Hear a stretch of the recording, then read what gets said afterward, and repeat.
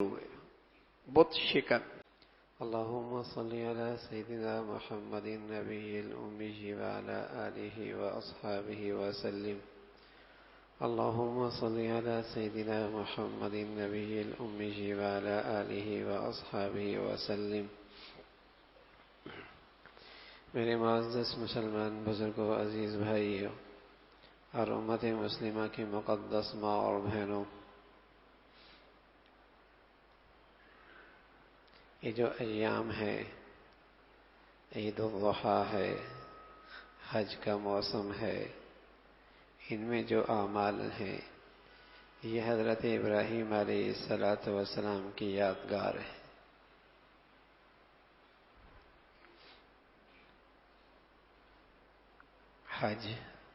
حج کے اعمال، عید الاضحیٰ اور اس کے اعمال، یہ سب حضرت ابراہیم کی سیرت یاد دلاتے ہیں. اور اللہ بھی یہ چاہتے ہیں کہ ابراہیم کا تذکرہ کرو.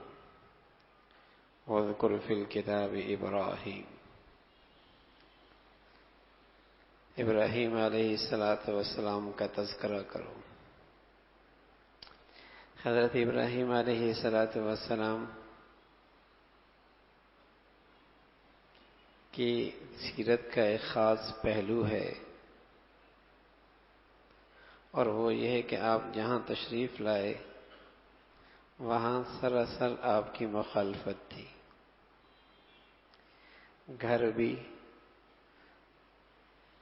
بھی، قوم بھی، سوسائٹی بھی، ملک بھی، سب آپ کے خلاف تھا.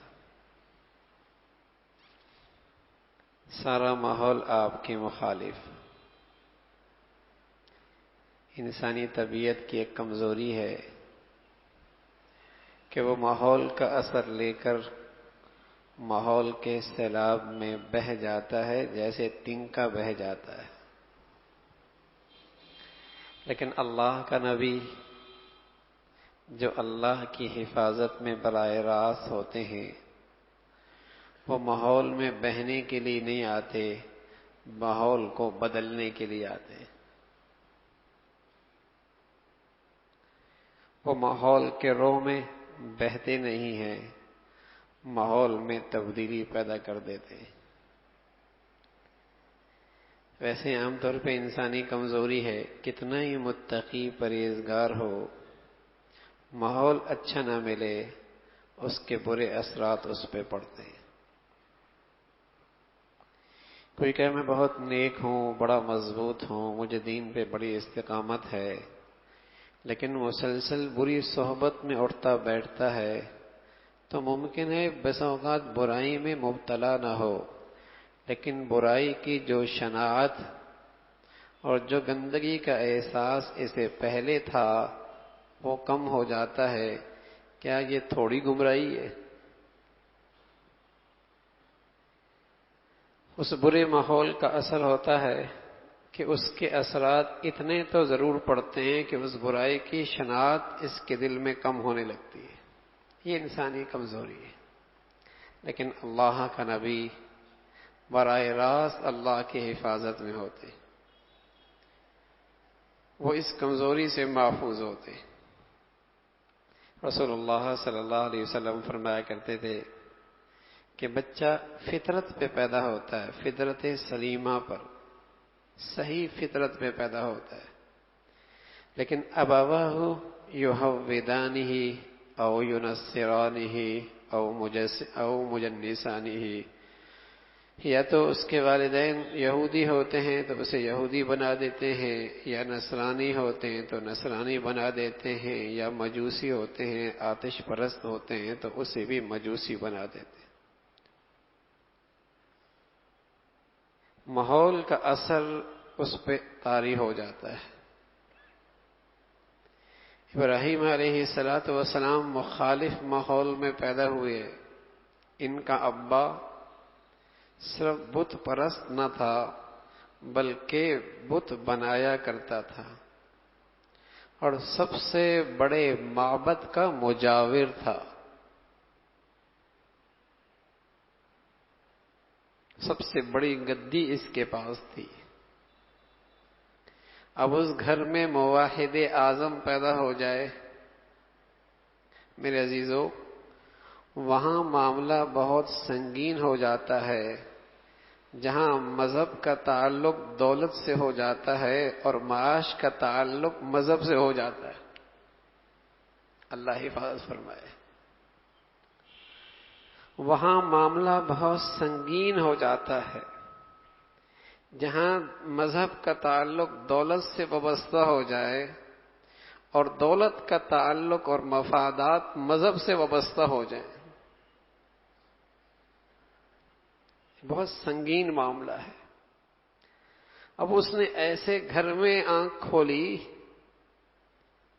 جہاں اس کا معاش کا تعلق مذہب سے وابستہ تھا.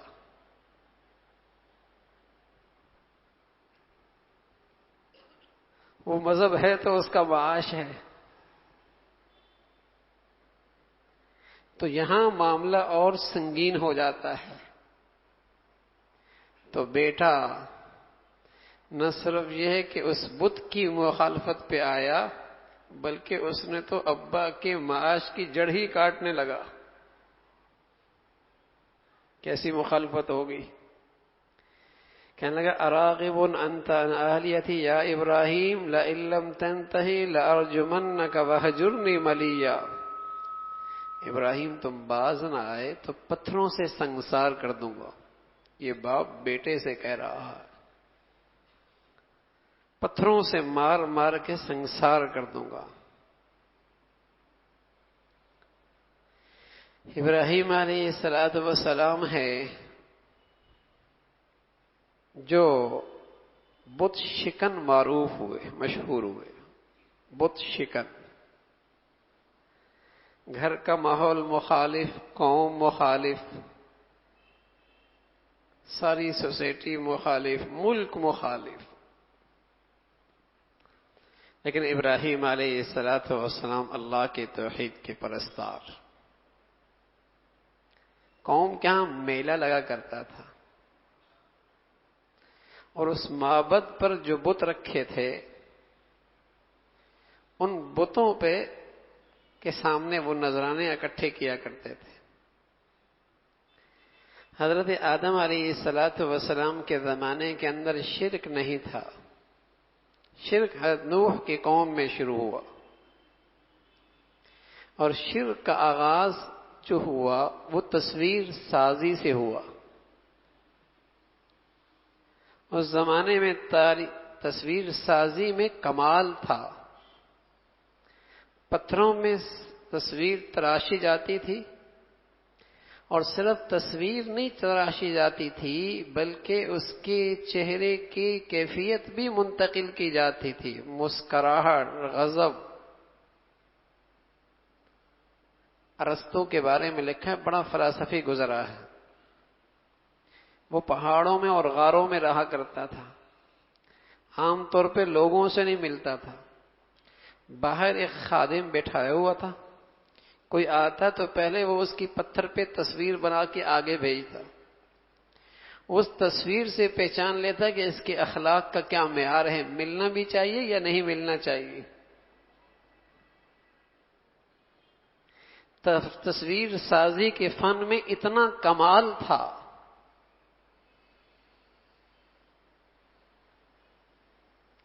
تو تصویر سازی کے راستے سے سب سے پہلے حضرت نوح کے قوم میں شرک آیا.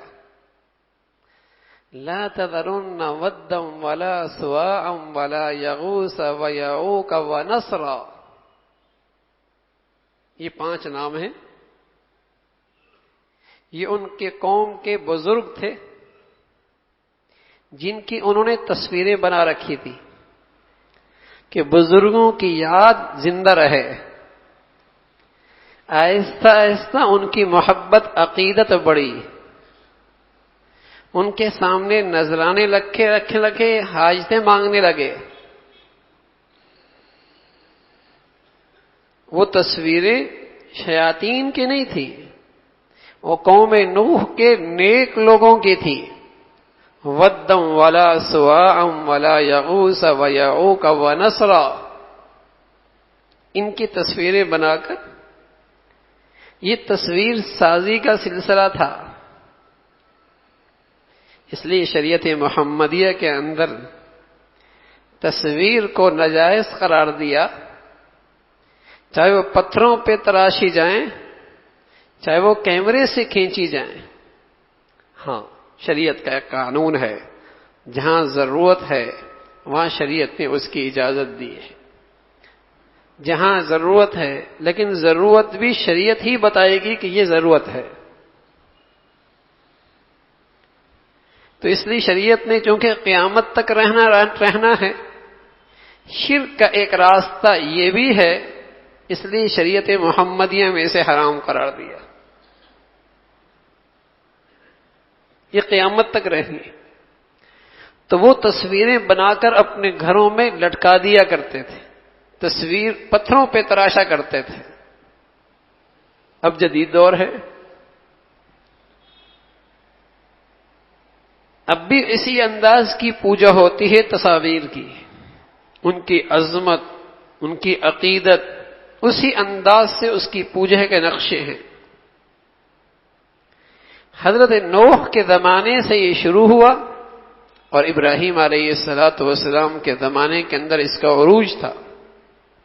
انہوں نے پتھروں پر تصویریں تراشی ہوئی تھی، بت بنائے ہوئے تھے، ان پر چیزیں سجائی ہوئی تھیں آگے، اور قوم کا ایک میلہ لگا. اب جب قوم میلے پہ جانے لگی تو ابراہیم علیہ السلام سے کہا تم بھی چلو. تو حضرت نے فرمایا انی سقیم، میں تو بیمار ہوں. حضرات مفسرین نے بڑی پیاری بات فرمایا واقعی بیماری کیا تھی؟ قوم کا غم لگا ہوا تھا، قوم کا غم لگا ہوا تھا. کیسی احمق قسم کی قوم ہے کہ ان کی پوجا کر کے اپنی عاقبت خراب کر رہی ہے. یہ غم ہی آپ کی بیماری تھی، آپ کے خون پہ اشتعال تھا.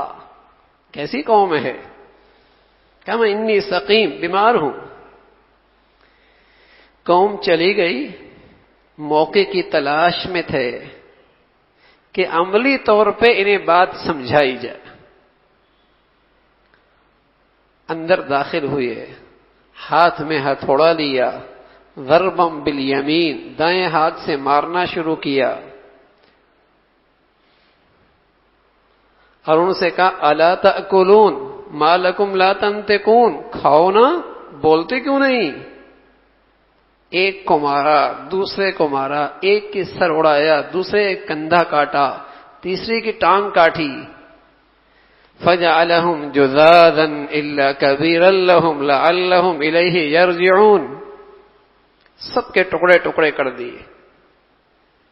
اور جو بت سب سے بڑا تھا، جس آلے سے توڑ پھوڑ کر رہے تھے، اس کے کندھے پہ رکھ دیا.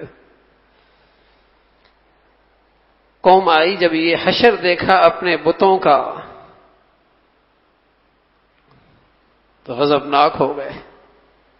کس نے کیا؟ کہا ایک نوجوان ہے، تذکرہ کبھی اس نے ہمارے ان خداؤں کا اچھا نہیں کیا، وہی لگتا ہے. حضرت ابراہیم علیہ السلام نے ان سے کہا اتعبدون ما تنحتون، تم ان کی پوجا کرتے ہو جن کو خود تراشتے ہو، کچھ عقل سے کام لو. اسی سے پوچھو جس کے پاس قتل کے اوزار جس کے ہاتھ سے نکل رہے ہیں، اسی سے پوچھو. کہنے لگا یہ تو نہ بولتے ہیں نہ جواب دیتے ہیں.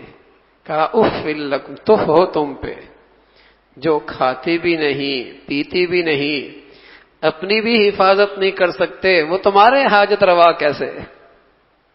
وہ تمہارے مشکل کشا کیسے؟ وہ تمہاری زندگی کیسے بناتے ہیں؟ تو ابراہیم علیہ السلام موحد اعظم ہے،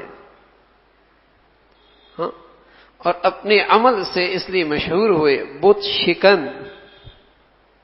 اب ظاہر ہے وہ تصویریں بزرگوں کی بھی تھیں، بظاہر ان کے نیک لوگوں کی بھی تھی، سب کو توڑ دیا. فجعلهم جذاذا الا كبيرا لهم لعلهم الیہ یرجعون. اس انداز سے چھوڑ. یہ اس قوم کا مرض تھا، وہ بتوں کی عبادت کیا کرتی تھی، اور ایک نظریہ یہ تھا کہ ان کا عقیدہ ستاروں کے بارے میں بھی کچھ ایسا تھا. ان سے بھی انہوں نے اپنی قسمت بنا رکھی تھی.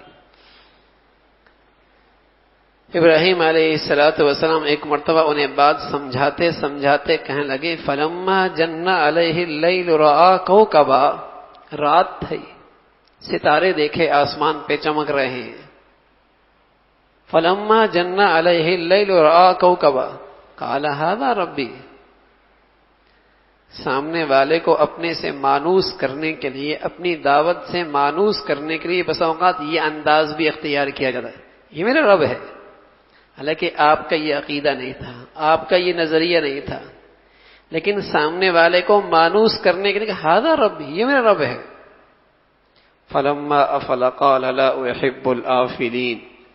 اس کی تو روشنی ہی چلی گئی کہ یہ کیسا رب ہے.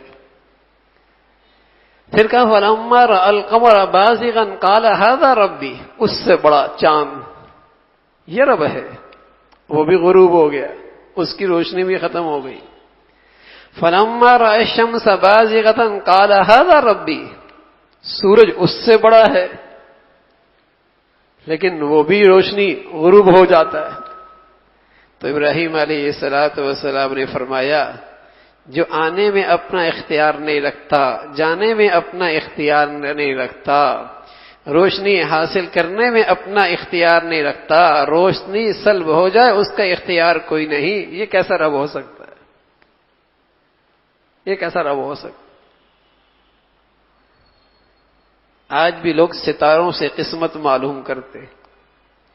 حضور علیہ السلام کا بیٹا حضرت ابراہیم جو حضرت ماریہ قبطیہ سے ہوا، جب اس کی عمر 18 مہینے کی ہوئی اس بچے کی، ان کا نام ابراہیم تھا. آپ نے اپنے بیٹے کا نام ابراہیم رکھا تھا. جب وہ 18 مہینہ کا ہوا تو اس کا انتقال ہو گیا. اللہ کی شان، اس دن سورج گرہن بھی ہوا. سورج گرہن بھی ہوا تو وہاں اللہ کے نبی نے نماز کسوف پڑھائی، اور نماز کسوف کے بعد آپ نے خطبہ دیا اور فرمایا سورج ہو یا چاند ہو یہ سب اللہ کے قدرت کی نشانیاں ہیں. ان کی یہ کیفیت نہ کسی کے جینے پہ آتی ہے نہ کسی کے مرنے پہ آتی ہے، وہ اللہ کا الگ نظام ہے. یہ نہ کسی کے جینے پہ ستارہ گرتا ہے نہ روشن ہوتا ہے، اور نہ کسی کے مرنے پہ یہ غروب ہوتا ہے، نہ روشنی سے محروم ہوتا ہے. یہ اللہ کا اپنا ایک نظام ہے. تو یہ بھی گمراہی کا نظریہ ہے کہ ستاروں سے قسمت معلوم کرنا، ہاتھوں کی جسے کہیں کہ ہاتھ پہ جو یہ لکیریں ہیں اس سے قسمت معلوم کرنا، ہاں، طوطے کے خط کے ذریعے قسمت معلوم کرنا. حضور علیہ السلام نے ایسے لوگوں کی بڑی مذمت فرمائی، ایسے لوگوں کی مذمت فرمائی ہے. کاہن انہیں شیطان جن فرشتوں کی سنی ایک بات پہنچاتا ہے جو اس نے کہیں کٹی پھوٹی سنی ہوتی ہے. کاہن اس کے اندر 99 جھوٹ ملاتے ہیں، ایک سچ ملاتا ہے، اور کہیں ایک سچ ہو جائے تو شہرت ہو جاتی ہے کہ یہ غیب کی خبریں بتاتا ہے، حالانکہ 99 جھوٹ ہوتے ہیں. شیطان جن کوئی بات سن لے کہیں دور دراز سے تو وہ آ کے اس کے کان میں خبر کر دیتا. تو علم غیب صرف اللہ کے پاس ہے، قسمت کے فیصلے صرف اللہ کے پاس ہے، تقدیر اور مقدرات صرف اللہ کے طے کرنے سے ہوتے ہیں، وہ ہاتھوں کی لکیروں سے نہیں پتہ لگتے. اور سچ ہے جو فٹ پاتھ پہ بیٹھے ہماری قسمت بتا رہے ہوتے ہیں، ان بیچاروں کی اپنی قسمت ہمیشہ کھوٹی ہوتی، ساری زندگی کی فٹ پاتھ پہ بیٹھے ہوتے. ہمیں عزیز اللہ معاف فرمائے، جب اس رب سے تعلق ایمان میں کمزوری آتی ہے تو پھر یہ انسان در در پہ سر مارتا ہے، ٹھوکریں کھاتا، ذرا سی آزمائش تکلیف آ جائے در در کی ٹھوکریں کھاتا ہے، پھر اس سے شرک بھی کرا لو، بدعت بھی کرا لو، خرافات بھی کرا لو، اسے یہ پرواہ نہیں کہ مسلمان کے پاس جا رہا ہوں کسی غیر مسلم کے پاس جا رہا ہوں، کسی دیندار کے پاس جا رہا ہوں بے دین کے پاس جا رہا ہوں، ذرا سی آزمائش آ جائے، تکلیف آ جائے، ادھر ادھر کے ٹھوکریں کھاتا ہے۔ اور جو اللہ کا در چھوڑتا ہے، ہر جائی بنتا ہے، یک جائی نہیں بنتا، تو ایسی خوار اور پریشان رہتا۔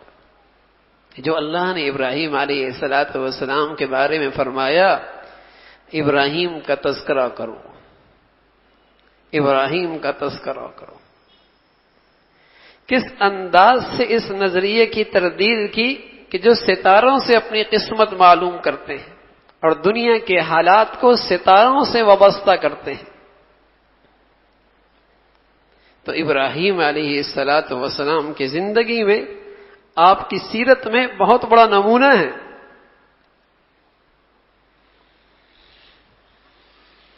قد كانت لكم اسوة حسنة فی ابراہیم، بہت اچھی سیرت، بہت اچھا نمونہ ہے ابراہیم علیہ السلام کی زندگی کہ ایسے آزمائش بھرے ماحول میں آنکھ کھولی، لیکن کیسے استقامت کا مظاہرہ کیا۔ انا براء منکم ومما تعبدون من دون اللہ کفرنا بکم وبدا بیننا وبینکم العداوۃ والبغضاء۔ آپ نے اپنا شہر چھوڑا، اپنی قوم چھوڑی، عراق پہنچے، عراق سے شام پہنچے، شام سے آپ مکہ پہنچے، اور مکہ کی وہ چٹان بھری، چٹان نما پہاڑ، وہاں اللہ رب العزت نے آپ کو پہنچایا۔ لیکن ابراہیم علیہ السلام جتنے بڑے آدمی تھے، اللہ رب العزت نے ان کا امتحان بھی اتنا ہی بڑا رکھا۔ اس لیے رسول اللہ صلی اللہ علیہ وسلم فرمایا کرتے تھے، اشد البلاء الانبیاء ثم الامثل فالامثل، سب سے بڑی آزمائش انبیاء علیہ السلام پر، اشد البلاء الانبیاء ثم الامثل فالامثل، سب سے بڑا امتحان اور آزمائش ابراہیم علیہ السلام۔ حضرت ابراہیم کے بارے میں علیہ السلام کے بارے میں اللہ نے کہا، ان ھذا لہو البلاء المبین، بہت کھلا امتحان تھا یہ آپ کا، ان ھذا لہو البلاء المبین۔ تو اللہ نے آپ پر امتحان ڈالا، اور امتحان ڈالا، کہا یہ بچہ ہے جو سالہ سال مانگنے کے بعد اللہ نے دیا ہے، سالہ سال کے بعد۔ اب اس ابراہیم علیہ السلام کو اس وادی میں، جہاں پانی کی بوند کوئی نہیں، ایک مشکیزہ تھا جو آپ ان کے پاس چھوڑ کے جا رہے، چند کھجوریں تھیں جو کسی وقت بھی ختم ہو سکتی تھی، اس کے سوا نہ وہاں چشمہ، نہ انسان نام کی کوئی چیز، وہاں آپ کو چھوڑا جا رہا، اپنے بچے کو بھی، اپنی اہلیہ ہاجرہ کو بھی یہاں چھوڑ کے جانا ہے۔ حضرات علماء نے لکھا کہ اللہ نے یہ بھی حکم دیا تھا کہ آپ نے چھوڑ کے بھی آنا ہے، جواب زبان سے بھی نہیں دینا۔ اہلیہ نے جب پوچھا کہ آپ ہمیں یہاں کس کے سہارے چھوڑ کے جا رہے ہیں، تو ابراہیم علیہ السلام خاموش رہے۔ پھر اہلیہ نے پوچھا آپ ہمیں کس کے سہارے چھوڑ کے جا رہے ہیں، پھر خاموش۔ تیسری مرتبہ جب انہوں نے پوچھا اللہ امرک، کیا آپ کو اللہ نے حکم دیا ہے، تو ابراہیم علیہ السلام نے سر ہلا کر جواب دیا، ہاں اللہ نے حکم دیا۔ تو کیا خاتون تھی، اللہ رب العزت نے اسے اپنی ذات پر کیا ایمان، کیا اعتماد، کیا یقین، کیا معرفت نصیب فرمائی تھی۔ وہ خاتون دیکھ رہی ہے یہاں زندگی کا کوئی سامان کوئی نہیں، اور پھر وہ بچہ شیرخوار، اپنا دکھ آدمی برداشت کرتا ہے، بچوں کا دکھ برداشت نہیں ہوتا، خود بھوک برداشت کر لیا کرتا ہے، بچوں کے بھوک پیاس برداشت نہیں ہوتی۔ وہ دیکھ رہی ہے یہ سارا مکہ کے وہ کالے پہاڑ ویرانے کے اندر رات کی تاریکی آنے والی ہے، کوئی روشنی، کوئی کچھ نہیں، انسان نام کی چیز کوئی نہیں، لیکن اس خاتون کو اپنے اللہ پر ایسا اعتماد تھا، ایسا یقین تھا، اس نے اللہ کی صفات کوئی ایسی معرفت کر رکھی تھی، کہنے لگی بڑے اعتماد کے ساتھ اذا لا یضیعنی، اگر یہ حکم اللہ نے دیا ہے تو وہ اللہ ہمیں ضائع نہیں کرے گا، اذا لا یضیعنی، وہ اللہ ہمیں ضائع نہیں کرے گا۔ سبحان اللہ۔ حضرت ابراہیم چلے جاتے ہیں، اب یہ خاتون حکم ہے اللہ پر اعتماد کرو، اسباب بھی اختیار کرو، اعتماد اللہ پہ ہو، جو تم سے ہو سکتا ہے سبب اختیار کرو۔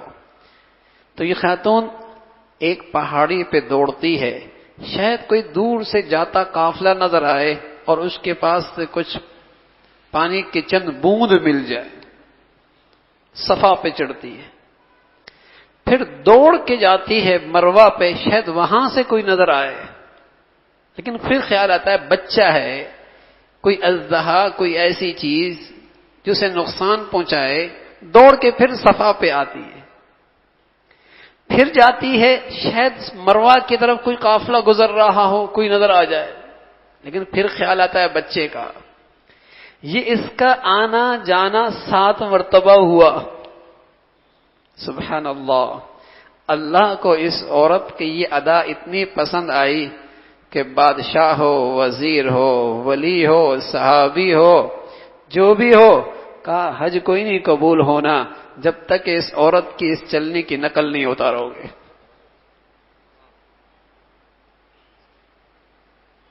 کوئی بھی ہو یہ نقل کرنی پڑے گی۔ جس نے اپنے اللہ کو یوں پہچانا تھا اذا لا یضیعنی، پھر اللہ کی قدرت حرکت میں آئی، پھر اللہ کی قدرت حرکت میں آئی۔ اللہ اللہ ہے، آج بھی اپنی پوری طاقت کے ساتھ ہے، آج بھی اپنی پوری طاقت کے ساتھ ہے۔ جہاں وہ معصوم بچہ ایڑیاں رگڑ رہا تھا، اللہ نے وہاں سے چشمہ جاری فرمایا، جس میں غذا بھی تھی، جس میں شفا بھی تھی، جس میں ثواب بھی تھا، جس میں برکت بھی تھی۔ وہ پانی کیا تھا؟ ہر انسانی زندگی کی ضرورت اس کے اندر تھی۔ اس لیے رسول اللہ صلی اللہ علیہ وسلم فرمایا کرتے تھے ماء زمزم لما شرب لہ، زمزم کا پانی ہر وہ مقصد پورا کرتا ہے جس مقصد کے لیے اسے پیا جائے۔ غذا کے لیے پیے کرو، غذا کا کام کرے گا، پیاس کے لیے پیو گے، پیاس کا کام دے گا، شفا کے لیے پیو گے، شفا کا کام دے گا، شرط یقین ہے اپنے اللہ کی بات پر، اپنی نبی کی بات پر۔ ماء زمزم لما شرب لہ، جس مقصد کے لیے پیو گے، اللہ نے اس پانی کے اندر وہ ساری طاقت رکھی۔ اذا لا یضیعنی، اللہ ہمیں ضائع نہیں کرے گا۔ پھر کہاں اللہ ضائع کرتا ہے؟ وعلی اللہ فلیتوکل المؤمنون، وعلی اللہ فلیتوکل المؤمنون۔ ایمان والوں کی تو شان یہ تھی کہ وہ اپنے اللہ پہ بھروسہ کرتے ہیں۔ جہاں سارے اسباب کٹ جاتے ہیں، اس کا حوصلہ وہاں بھی مضبوط ہوتا ہے کہ میرا اللہ تو ہے۔ جہاں ساری امیدیں کٹ جاتی ہیں، وہاں بھی یہ پر امید ہوتا ہے کہ میرا اللہ تو ہے۔ جہاں ساری مایوسی کی شکلیں ہوتی ہیں، یہ پھر بھی مطمئن ہوتا ہے میرا اللہ تو میرے ساتھ ہے۔ کیا ہوا؟ زمانہ روٹ گیا تو کیا ہوا؟ زمانہ روٹ گیا تو کیا ہوا؟ حالات بدل گئے تو کیا ہوا؟ اسباب چلے گئے تو کیا ہوا؟ معاشی حالات اچھے نہیں تو کیا ہوا؟ میرا اللہ تو ہے نا۔ وَعَلَى اللَّهِ فَلْيَتَوَكَّلِ الْمُؤْمِنُونَ، حسبنا اللہ، میرے لیے میرا اللہ کافی ہے، حسبنا اللہ، میرے لیے میرا اللہ کافی ہے۔ جب ابراہیم علیہ السلام کو آگ میں ڈالنے لگے، فرشتہ بھی آیا، کہا حکم ہو تو اس آگ کو بجھا دیا جائے، آپ کو بچا لیا جائے۔ فرمایا نا میرا اللہ مجھے کافی ہے، حسبنا اللہ ونعم الوکیل۔ آگ میں چلے گئے، آگ بھی جیسے پہلے جل رہی تھی ویسی ہی جل رہی تھی، فضا میں پرندہ اڑتا وہ بھی جھلس جاتا۔ ابراہیم گئے لیکن ان کے لیے بردم و سلامہ، ایسی ٹھنڈی کہ ٹھنڈک سے بھی تکلیف نہ ہو، ایسی سلامتی والی وہ آگ بن گئی۔ میرے عزیزو، اللہ آج بھی اپنی قدرت کے ساتھ موجود ہے، اللہ آج بھی اپنی طاقت کے ساتھ موجود ہے، اللہ آج بھی اپنی قدرت کے ساتھ موجود ہے، اللہ آج بھی اپنی طاقت کے ساتھ موجود ہے۔ کمزوری میری طرف سے ہے، میں نے اپنے اللہ کو پہچانا کوئی نہیں، یقین کوئی نہیں کیا، اس لیے میں نے پہچانا کوئی نہیں۔ کوئی ایک بچہ مجھے دیکھ رہا ہو، گھٹیا حرکت نہیں کرتا، اور میرا اللہ مجھے دیکھ رہا ہے پھر بھی گھٹیا حرکت کرتا ہوں، تو کہاں اللہ کو پہچانا؟ باپ میرے ساتھ ہو، گھٹیا کام نہیں کروں گا، ماں میرے ساتھ ہو، اخلاق سے گری ہوئی حرکت نہیں کرے گا، اللہ میرے ساتھ ہے، کہاں پہچانا ہے اللہ کو؟ کہ اللہ کی طاقت میری نظر میں بچے سے بھی کم، اس کی عظمت ماں باپ سے بھی کم، پھر کیسے امید رکھو کہ اللہ بھی ویسا ہی معاملہ کرے؟ جب آج کوئی خاتون اپنے اللہ پہ بھروسہ کرے اور کہے اذا لا یضیعنی، میرا اللہ مجھے ضائع نہیں کرے گا، اور اس کی دل کی دنیا بھی یہ آواز دے کہ میرا اللہ موجود ہے، اپنی طاقت کے ساتھ ہے، اپنی قدرت کے ساتھ ہے، اپنی پوری شان کے ساتھ ہے، اذا لا یضیعنی، حسبنا اللہ، میرا اللہ مجھے کافی ہے، بہترین کار ساز ہے۔ اللہ تو اللہ ہے، اللہ تو اللہ ہے، بڑی طاقت والا ہے میرے عزیزو، چاہنے پہ آئے اسباب بھی مہیا کر دیتا ہے، چاہنے پہ آئے تو بغیر اسباب کی بھی کر دیتا ہے، صلی اللہ کے لیے کیا مشکل ہے۔ حدیث میں رسول اللہ صلی اللہ علیہ وسلم نے فرمایا کہ اللہ کہتا ہے انا عند ظن عبدی بی، انا عند ظن عبدی بی، بندہ جیسے میرے اس بارے میں خیال اور گمان رکھتا ہے میں بھی ویسے ہی معاملہ کرتا ہوں۔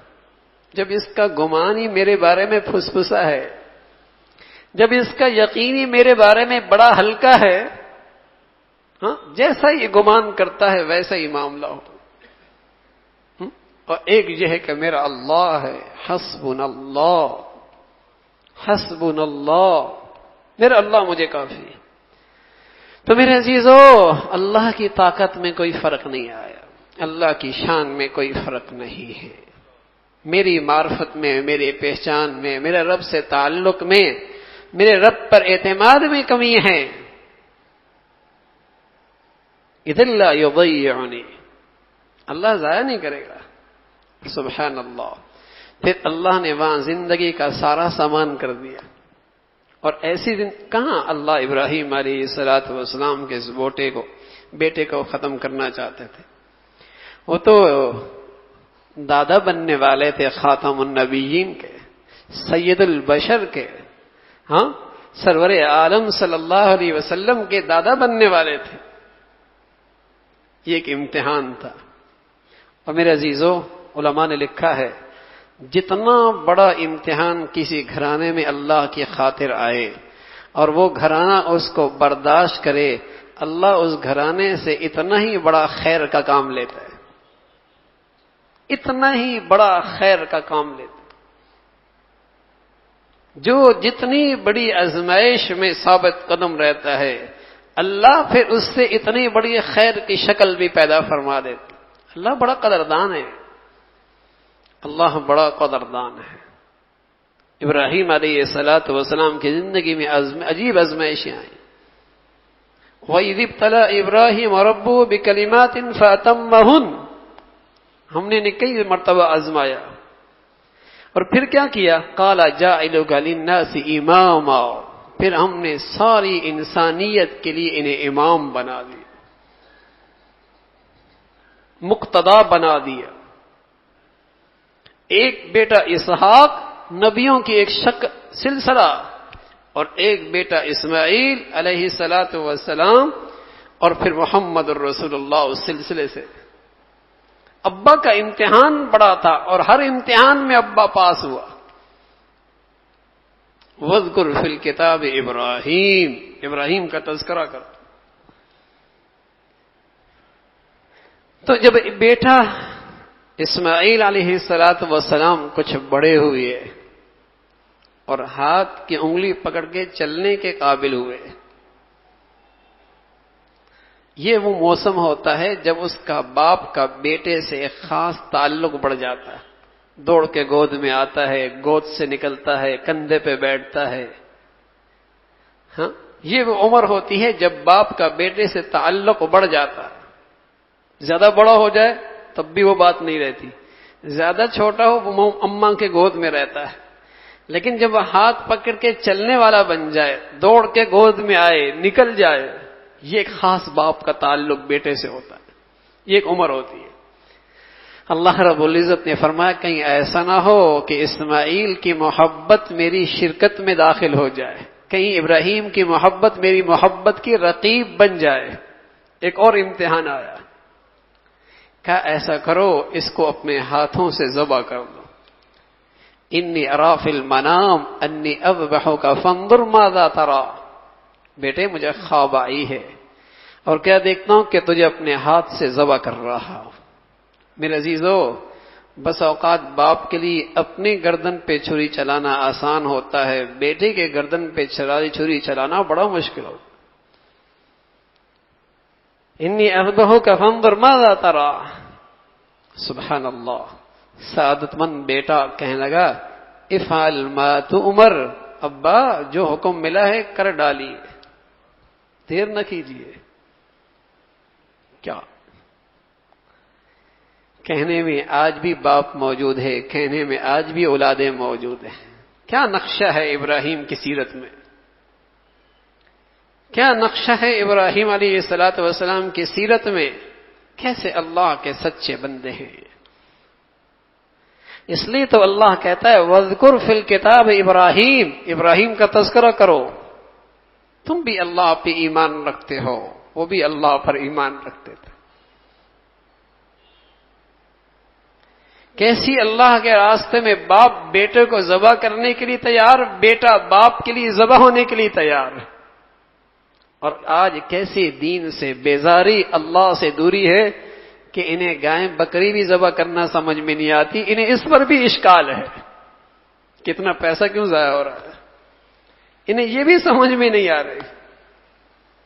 آج انہیں بیل گائے ذبح کرنا میں بھی سمجھ میں نہیں آ رہا. کیا نا، سڑکیں بن جاتی، روڈ بن جاتے، یوں ہو جاتا، ترقی ہو جاتی.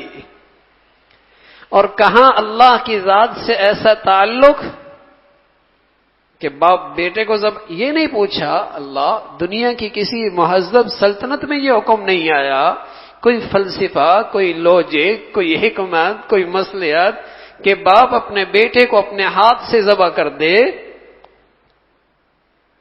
کچھ نہیں پوچھا، مڑ کے پیچھے نہیں دیکھا. افعل ما تؤمر ستجدنی انشاءاللہ من الصابرین. اور جب ابراہیم علیہ السلام بیٹے کو ذبح کرنے کے لیے مینا لے کے جا رہے تو راستے میں شیطان نے وار کیا، اس حکم سے روکا. آپ نے نفرت کا اظہار کیا اور 7 کنکریاں ماری. پھر آگے کھڑا ہوا، رکاوٹ بنا، پھر آپ نے نفرت کا اظہار کیا اور 7 کنکریاں ماری. پھر آگے کھڑا ہوا، پھر آپ نے 7 کنکریاں ماری. آنے والے حجاج سے کہا حج پورا نہیں ہوگا جب تک تم بھی اسی انداز سے شیطان سے نفرت کا اظہار نہیں کرو. کنکریوں کے بغیر حج کوئی نہیں. تم نے بھی ابراہیم کا یہ عمل زندہ کرنا ہوگا علیہ الصلوۃ والسلام. تب حج پورا ہوگا۔ اب جب ذبح کرنے لگے تو بیٹے نے کہا ابا مجھے پیشانی کے بل لیٹانا، کہیں ایسا نہ ہو سیدھا لیٹا دیا، آنکھوں سے آنکھیں مل گئیں، شفقت بدری کہیں غالب آ گئی تو اللہ کے حکم میں کہیں تاخیر نہ ہو جائے،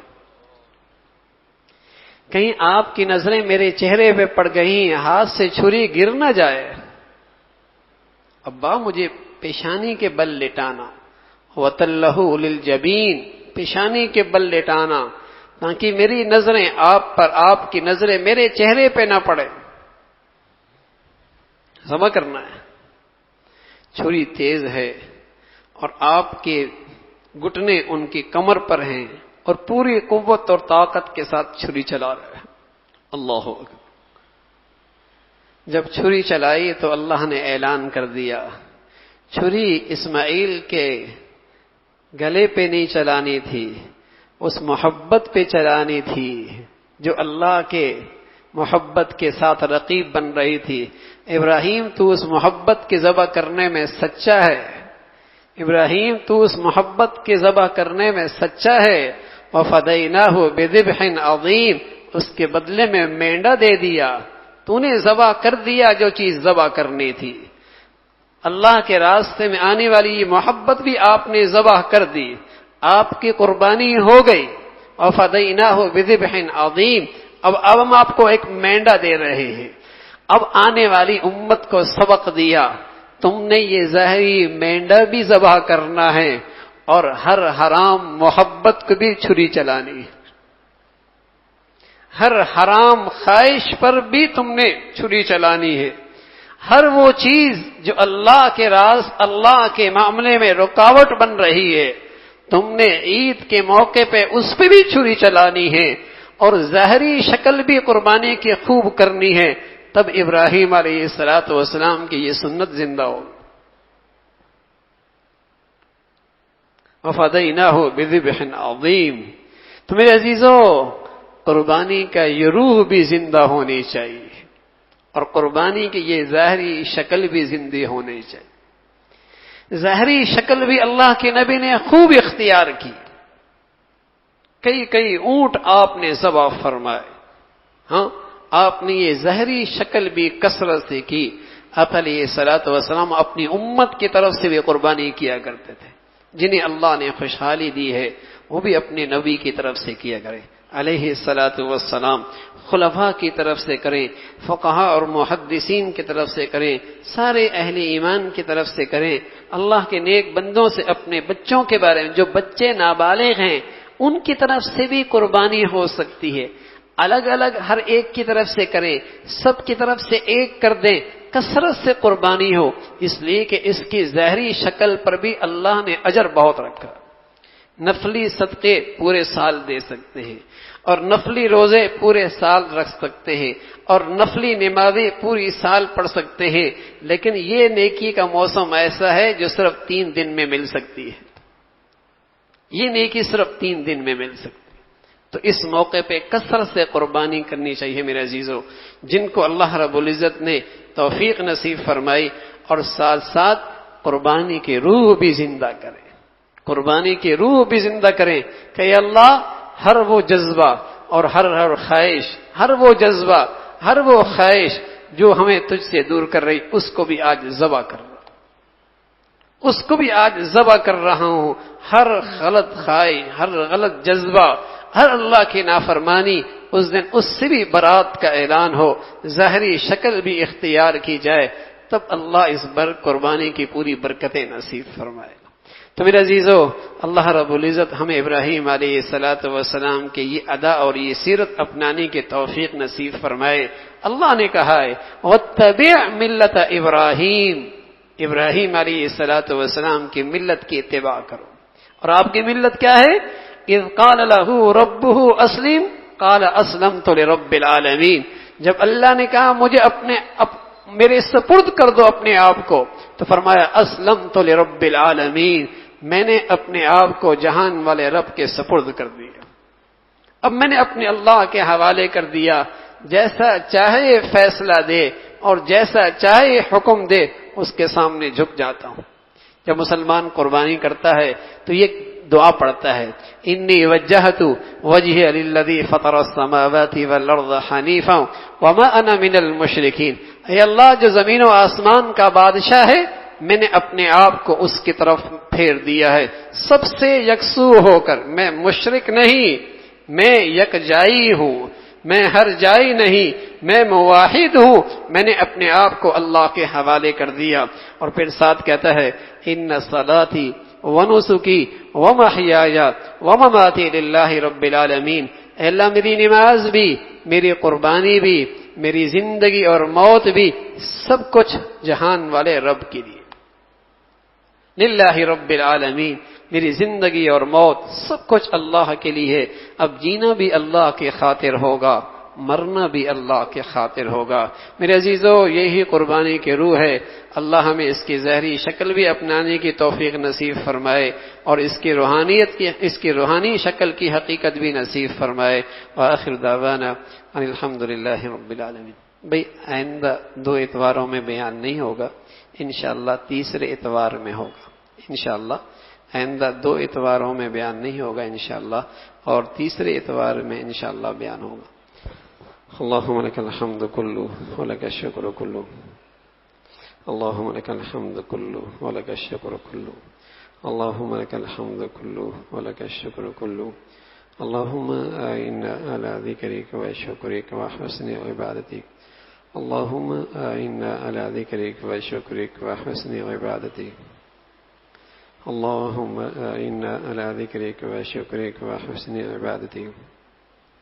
اے اللہ، جو کچھ کہا سنا عمل کے توفیق نصیب فرما، ایمان والی، سکون والی، چین والی، راحت والی زندگی نصیب فرما۔ مولا اپنا تعلق نصیب فرما، اپنی سچی محبت نصیب فرما، گناہوں سے پاک زندگی نصیب فرما۔ اے اللہ، ہر قسم کے ظاہری باطنی فتنوں سے محفوظ فرما۔ اے اللہ، گناہوں کی گندگیوں سے ہم سب کی حفاظت فرما، بے حیائی، فحاشی اور یعنی کے فتنوں سے ہم سب کی حفاظت فرما، زمینی آسمانی آفات سے محفوظ فرما۔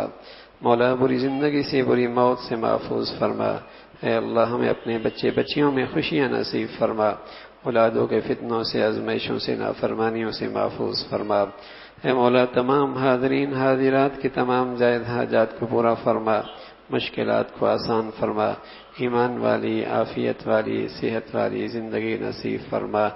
اے اللہ، ساری امت کے حال پہ رحم فرما، دنیا بھر کے مظلوم مسلمانوں کی مدد اور نصرت فرما۔ مولا کریم، ہمارے ملک پہ رحم فرما، ہمارے شہر پہ رحم فرما، اس وطن عزیز کو امن اور سلامتی کا گہوارہ بنا، یہاں دین کا بول بالا فرما، اہل اسلام کو باہمی اتفاق و اتحاد کی دولت نصیب فرما۔ مولا کریم، جو مسلمانوں کو دین سے، اہل دین سے دور کرنے کے سازشیں کر رہے، ان کے فتنوں سے محفوظ فرما۔ مولا، جو مسلمانوں میں بے حیائی، فحاشی کو رواج دے رہے، اہل پاکستان کو ان کے شر سے محفوظ فرما۔ اے اللہ، اپنے فضل سے اہل اسلام کو نیک صالح قیادت نصیب فرما۔ جو بھی جہاں کہیں بھی تیرا دین کا کام اخلاص سے کر رہے، جو تیرے ہاں مقبول ہیں، ان کی عظمت، محبت، قدر نصیب فرما، ان کی محنتوں کو، قربانیوں قبول فرما کر دین کو سربلندی نصیب فرما۔ ربنا تقبل منا انك انت السميع العليم وتب علينا انك انت التواب الرحيم، وصلى الله على سيدنا محمد وعلى آله واصحابه اجمعين برحمتك۔